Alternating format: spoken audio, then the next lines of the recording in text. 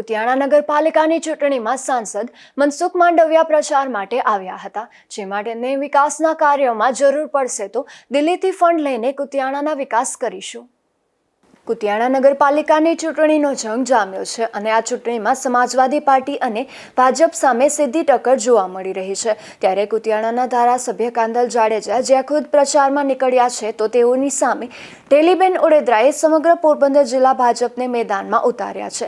ત્યારે પોરબંદરના સાંસદ એવા મનસુખ માંડવિયાએ ગઈકાલે દિલ્હીથી કુતિયાણા ખાસ કરીને કાર્યકર્તાના સંમેલનમાં હાજરી આપી હતી અને આ સંમેલનમાં કહ્યું હતું કે કુતિયાણાના વિકાસ માટે જ્યાં જરૂર પડે ત્યારે તેઓ ખડે પગે ઊભા રહેશે, તેમના વિકાસને કોઈ રૂંધાવા નહીં દે। કુતિયાણા શહેરની જનતા માત્ર તેમને જોઈને મત આપે કારણ કે વિકાસની જવાબદારી તેમની છે। આપણે કુતિયાણાને રાષ્ટ્રીય પ્રવાસ સાથે જોડવું છે, આપણે જીતવું છે અને નગરપાલિકા ચલાવવાની જવાબદારી મારી છે। દોસ્તો,